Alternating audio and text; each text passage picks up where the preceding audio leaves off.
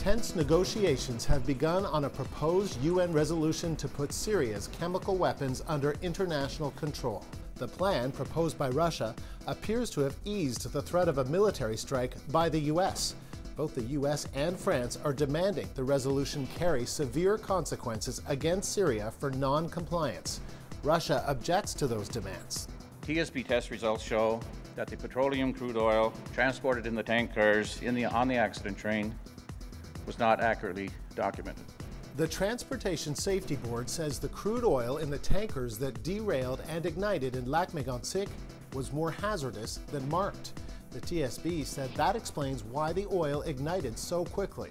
47 people were killed in the Quebec town on July 6th when unattended rail cars rolled down a slope and exploded.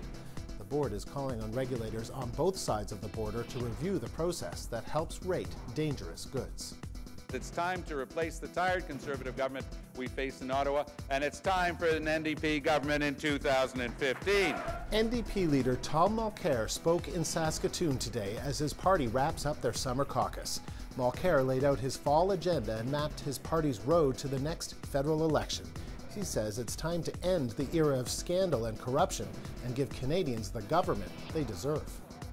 According to Statistics Canada, the wealthiest Canadians are married, middle-aged white men. And while much of the population owns their own home, many are saddled with mortgage debt.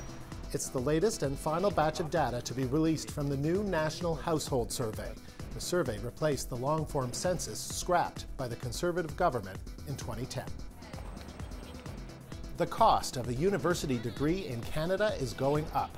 The Canadian Centre for Policy Alternatives says by 2017, tuition and other compulsory fees will have tripled since 1990.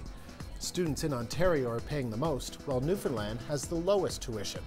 Fees there have been frozen since 1999. The report says these findings show the hope for universal education is a thing of the past. Oh, say, can you see?